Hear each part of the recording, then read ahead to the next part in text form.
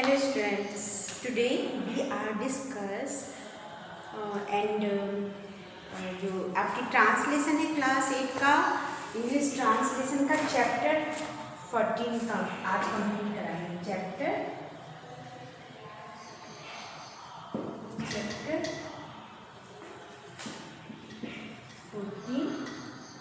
ठीक है। चैप्टर का नेम है पास्ट परफेक्ट टेंस। ओके, हमने आपको जब प्रीवियस वीडियो में आपको चैप्टर 13 यानी प्रेजेंट परफेक्ट टेंस कंप्लीट करवा दिया। आज हम आप लोगों को पास्ट परफेक्ट टेंस कंप्लीट कराएंगे, ठीक है। तो हम एज यूजुअल सबसे पहले पहचान, फिर रूल, फिर आपके एग्जाम्पल चलते हैं। तो वैसे ही चलते हैं, ओके। तो पहचान क्या होती है? पहचान इसमें क्या होती है कि प्रायः जो पास्ट परफेक्ट टेंस का प्रयोग है प्रायः कॉम्प्लेक्स सेंटेंसों में होता है। जब दो घटनाएं भूतकाल में एक के बाद एक घटे और उसका आपस में घनिष्ठ संबंध हो तो प्रथम घटना को पास्ट परफेक्ट टेंस और जो बाद की घटना होती है उसको पास्ट इंडेफिनिट में व्यक्त करते हैं। इस काल के हिंदी वाक्यों के अंत में प्रायः चुका था, चुकी थी, चुके थे आदि शब्द आते हैं। ओके, हमने आपको यही करवाया ना, वो 13 चैप्टर कंप्लीट करवाया ना।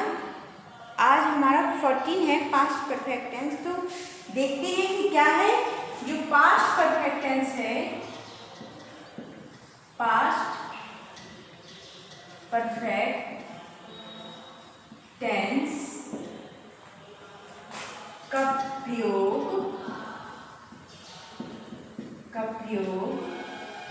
प्रायः कॉम्प्लेक्स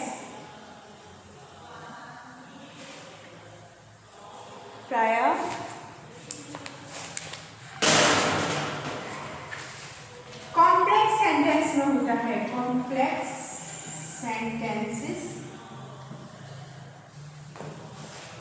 में होता है। जब दो घटनाएं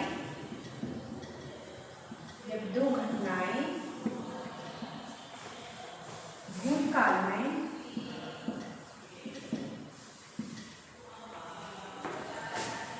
में एक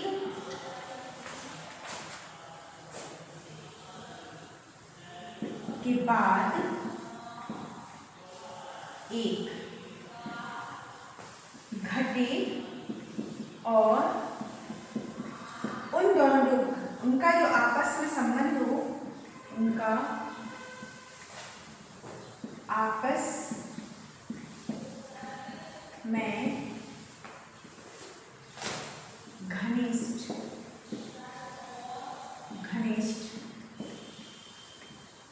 घनिष्ठ संबंध हो तो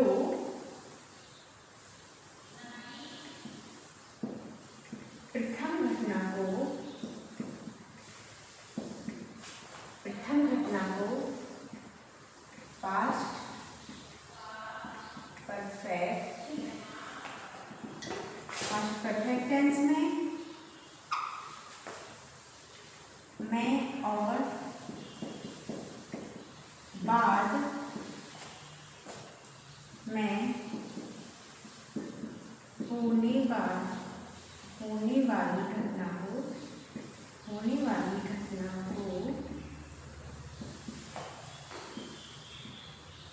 पास्ट इंडेफिनिट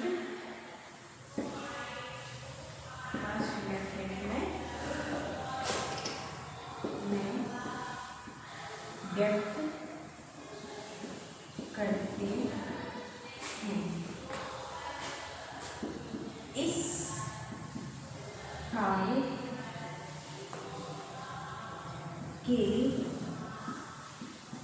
हिंदी वाक्य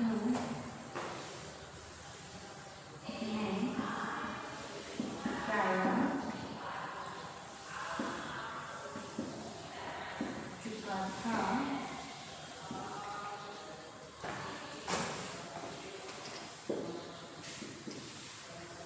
चुकी थी,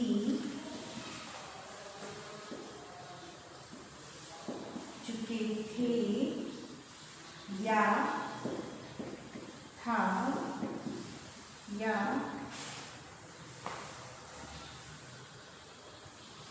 थी, थी, थे आदि आते हैं। ठीक है, ये आपकी पहचान है। क्या है ये? पहचान है कि पास्ट परफेक्ट टेंस को पहचानने के लिए हम क्या करेंगे? तो पास्ट परफेक्ट टेंस का प्रयोग प्रायः कॉम्प्लेक्स सेंटेंसों में होता है। थोड़ा टफ होते हैं सेंटेंस, कॉम्प्लेक्स सेंटेंसों में होता है जब दो घटनाएं भूतकाल में एक के बाद घटे। जब दो घटनाएं भूतकाल में एक के बाद एक घटे और उनका आपस में, दोनों घटनाओं का आपस में क्या हो? घनिष्ठ संबंध हो, तो प्रथम घटना को पास्ट परफेक्ट टेंस में और बाद में होने वाली घटना को पास्ट इंडेफिनिट टेंस में व्यक्त करते हैं। इस काल के हिंदी वाक्यों में प्रायः चुका था, चुकी थी, चुके थे, या था, ई थी, ए थे, ये थे आदि जो शब्द हैं वो आते हैं। ठीक है, ये इनकी पहचान होती है। इन वर्डों को लास्ट में देख के हम क्या पहचानते हैं कि ये जो हमारा सेंटेंस है वो पास्ट इंडेफिनिट टेंस में है, पास्ट परफेक्ट टेंस में है। ठीक है, लेकिन हम बनाते 2 टाइप्स हैं। ओके, तो ये हमारी पहचान क्लियर हो गई। अब हम चलते हैं रूल्स पर। इसके रूल्स क्या हैं? ओके,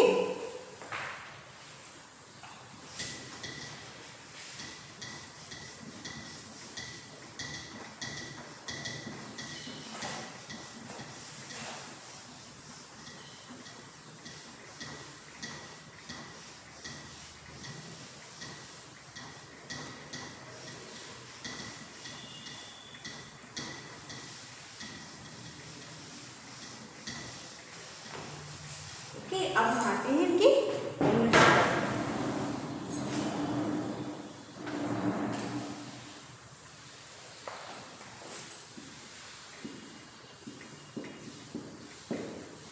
क्या है? इस टेंस के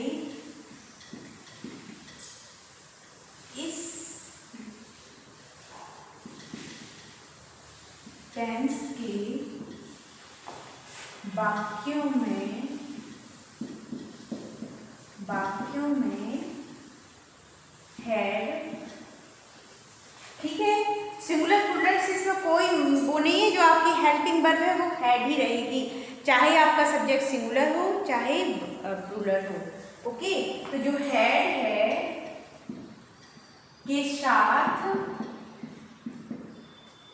हेड के साथ वर्ब के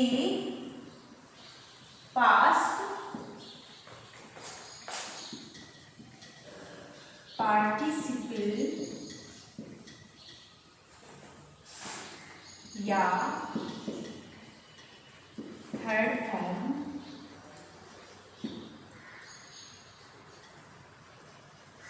का प्रयोग किया जाता है। ठीक है, पहला जो रूल है वो क्या है कि इस टेंस के वाक्यों में हेड के साथ वर्ब के पास्ट पार्टिसिपल या वर्ब की थर्ड फॉर्म का प्रयोग किया जाता है। ठीक है, रूल नंबर 2, नेवर,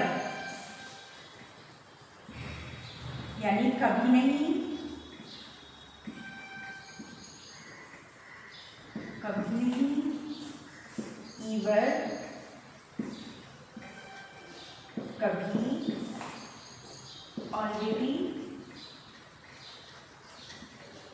यानी पहले से ही, पहले ही, आदि, एडवर्ब, आदि एडवर्ब का प्रयोग प्रायः वर्ब से पहले किया जाता है। ओके, देखेंगे कि जो जैसे नेवर यानी कभी नहीं, ईवर कभी, ऑलरेडी पहले ही, आदि जो एडवर्ब हैं उनका प्रयोग वर्ब से पहले किया जाता है। ठीक है, जो एडवर्ब आएंगे हमारे जो सेंटेंस में, जो वाक्य में क्या होगा, जो एडवर्ब होंगे उनको, उन एडवर्ब को हम वर्ब से पहले रखेंगे। ओके, नंबर 3,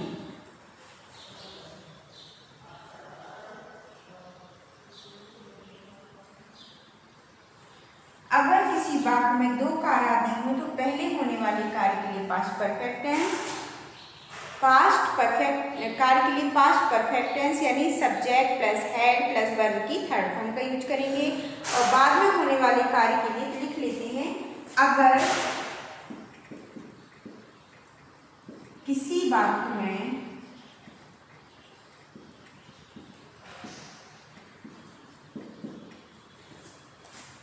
दो कार्य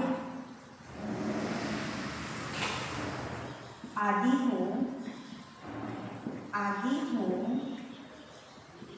तो पहले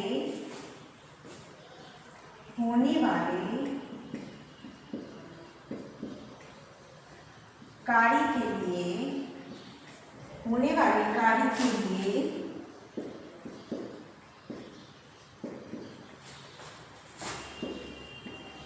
पास्ट परफेक्ट टेंस, ठीक है, यानी subject plus had plus verb की थर्ड फॉर्म का प्रयोग करते हैं। ठीक है, और बाद में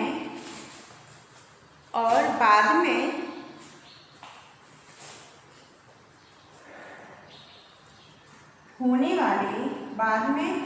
वाले कार्य आदि के लिए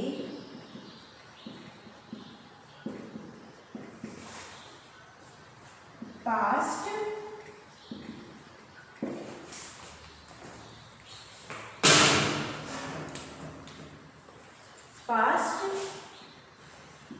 इंडेफिनिट,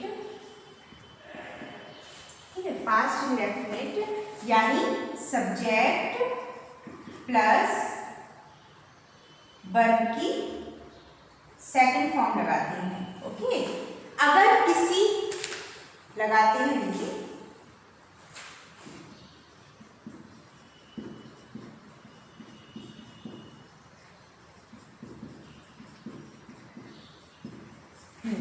क्या है कि अगर किसी वाक्य में दो कार्य आदि हो तो, पहले भी हमने क्या देखा है, इसमें दो कार्य ही आते हैं।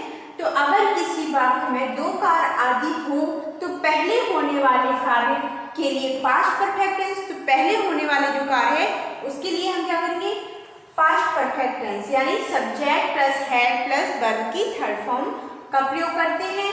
और बाद में होने वाले कार्य के लिए पहले के लिए क्या करेंगे, पास्ट परफेक्ट टेंस का यूज करेंगे, और बाद में होने वाले कार्य के लिए पास्ट इंडेफिनिट यानी सब्जेक्ट प्लस वर्ब की सेकंड फॉर्म का प्रयोग किया जाता है। ओके, अब क्या है, टाइम भी रहता है,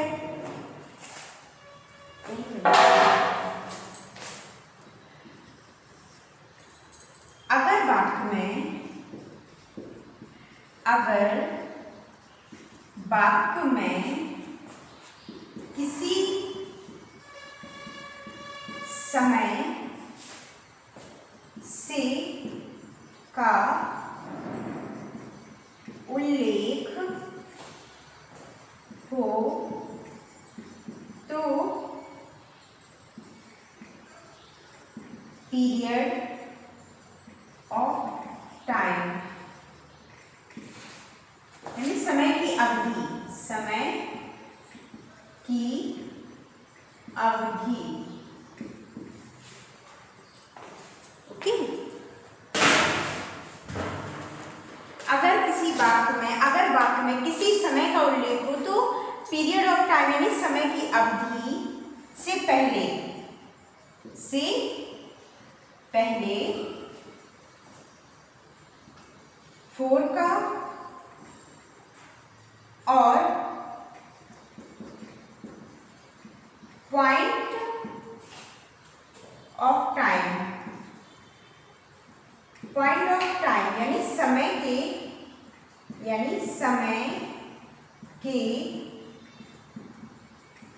निश्चित बिंदु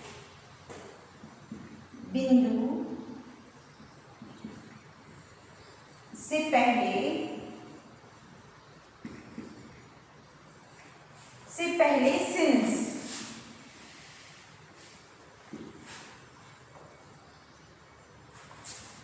सिंस का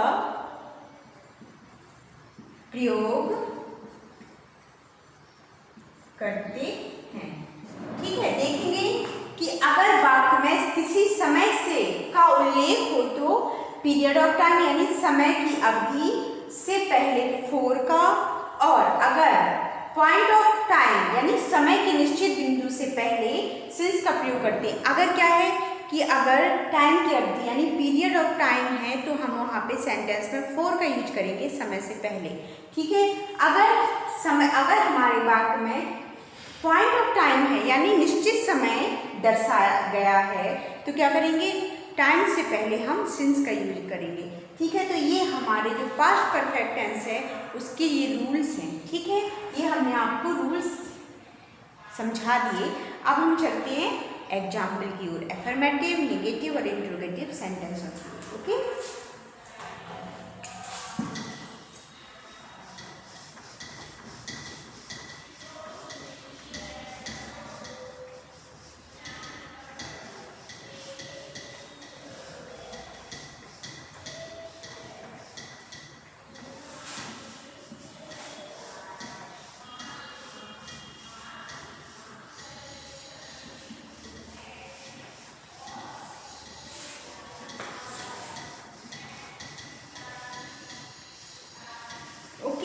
अब चलते हैं अफर्मेटिव सेंटेंस की ओर।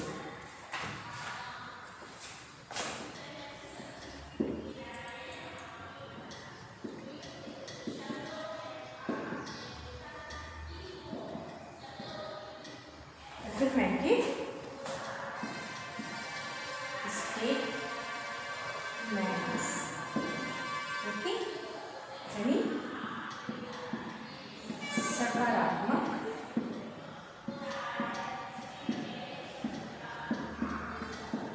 वाक्यों में सब्जेक्ट के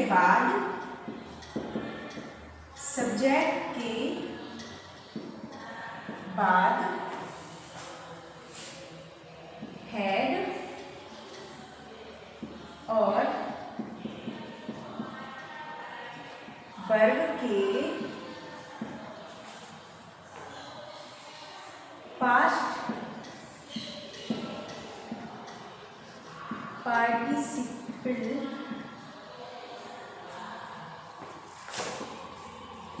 आदि का प्रयोग किया जाता है। ओके, क्या है कि एफर्मेटिव जो स्टेटमेंट है उनमें जो सकारात्मक वाक्य हैं सब्जेक्ट के बाद हेड और वर्ब के पास्ट पार्टिसिपल का प्रयोग किया जाएगा, यानी वर्ब की थर्ड फॉर्म का यूज करेंगे। ओके, एग्जाम्पल देखते हैं।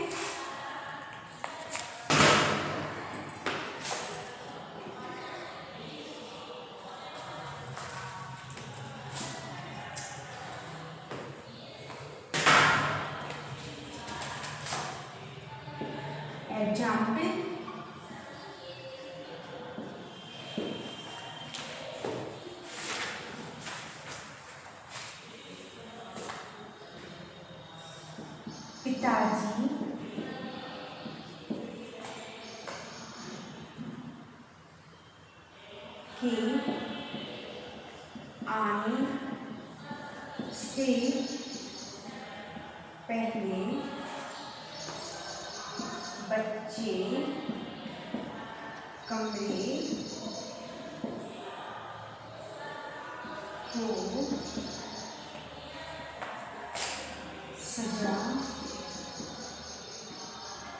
चुके थे।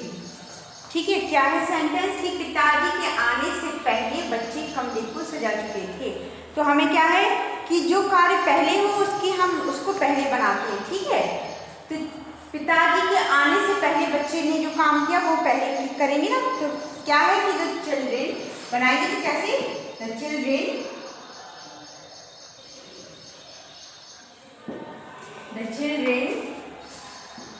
had decorated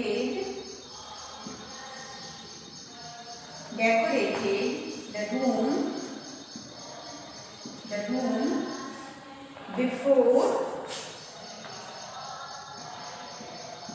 before father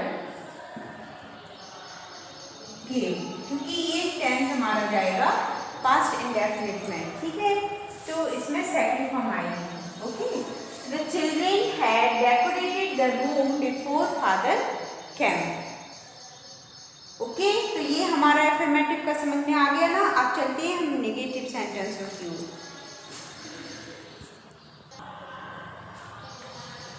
हाँ, तो क्या है कि हमने ये देखा, हमारा जो क्या था, ये अफर्मेटिव सेंटेंस देखा हमने बनाने का तरीका। अब हम चलते हैं नेगेटिव सेंटेंसों की ओर।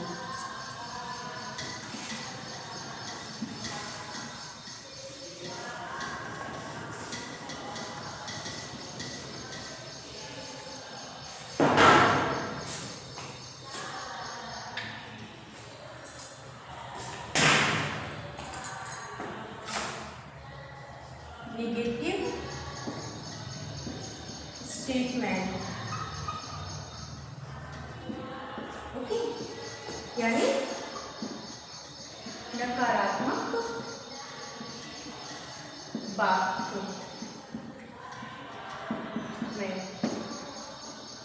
नकारात्मक वाक्यों में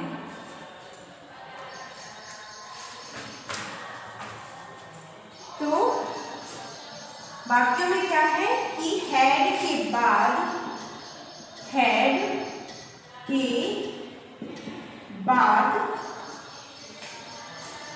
नॉट या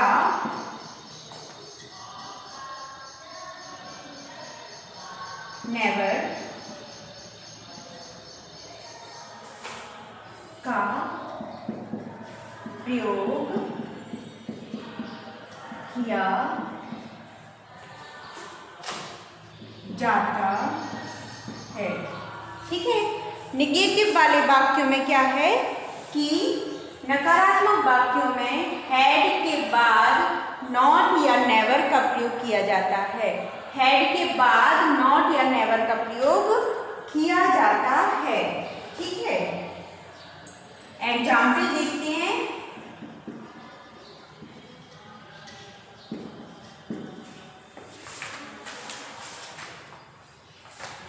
जैसे मैं इससे पहले कभी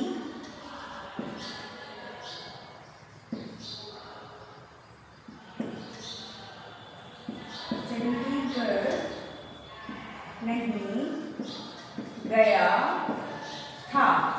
ठीक है, तो I had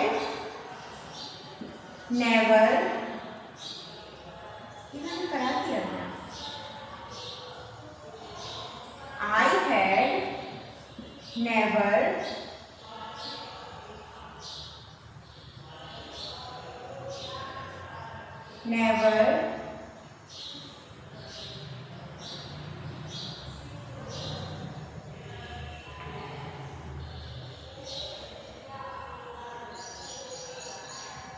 gone to Chandigarh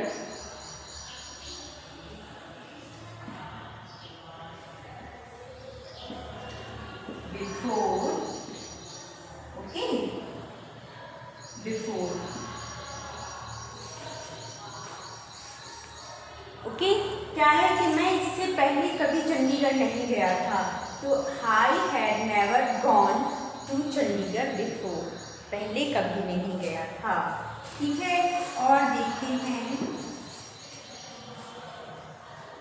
मेरे पिताजी 10 बजे तक वापस नहीं आए थे। मुझे लगता है ये चैप्टर मैंने कंप्लीट करा दिया, इंट्रोगेटिव नहीं हुआ तो आज भी नहीं हुआ, अब हम लेकिन नेक्स्ट वीडियो में कराएंगे। नेक्स्ट जो हम वीडियो लाएंगे उसमें हम करा देंगे, क्योंकि रूल्स वगैरह इसमें बहुत ज़्यादा हैं और समझने के लिए भी हैं।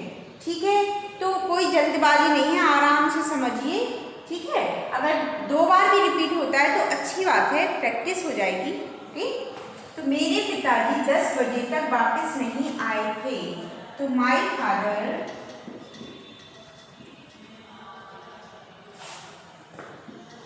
had not returned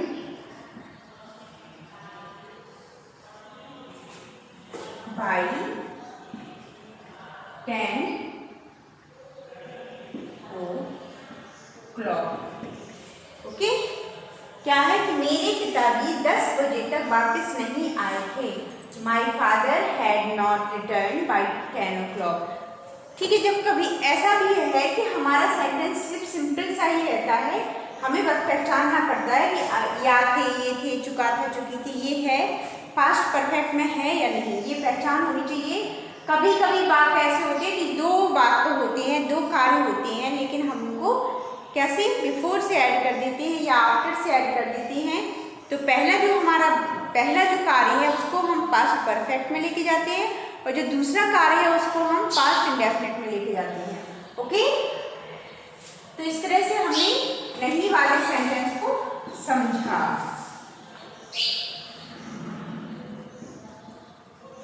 नौकर ने घड़ी नहीं चुराई थी, तो the servant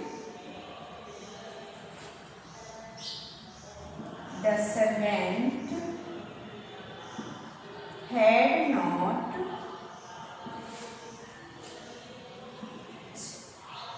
stolen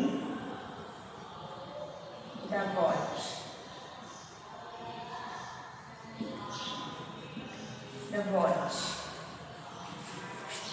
ओके, नौकर ने घड़ी नहीं चुराई थी, तो the servant had not stolen the watch. क्योंकि हमें क्या है कि हमें सब्जेक्ट लिखना, इसके बाद जो पास्ट परफेक्ट का हेल्पिंग वर्ब होगा वो हैड है, वो लगाएंगे। इसके बाद हेल्पिंग वर्ब के बाद नॉट जाएगा, इसके बाद हमें जो वर्ब है हमारी वो वर्ब की थर्ड फॉर्म लगाएंगे हम, तो stolen. Okay, the watch. Okay, इस तरह से हमारा क्लियर हो गया ना पास्ट परफेक्ट टेंस का एफर्मेटिव और नेगेटिव हमने आपको क्लियर कर दिया है, अच्छे से समझा दिया है। अब हमारा चलेगा इंट्रोगेटिव सेंटेंस। ओके, अब हमारा चलेगा इंट्रोगेटिव सेंटेंस। तो कल हम आपको ऐसा करते हैं कि प्रेजेंट परफेक्ट टेंस का इंट्रोगेटिव और पास्ट परफेक्ट टेंस का इंट्रोगेटिव सेंटेंस समझा देंगे। ठीक है, क्योंकि इसमें दोनों में ज़्यादा कंफ्यूजन होती है, तो हम आपको कल दोनों इंट्रोगेटिव यानी प्रेजेंट परफेक्ट टेंस के इंट्रोगेटिव और पास्ट परफेक्ट टेंस के इंट्रोगेटिव हम आपको समझा देंगे। ओके, वीडियो को लाइक करिए, सब्सक्राइब करिए। Thank you.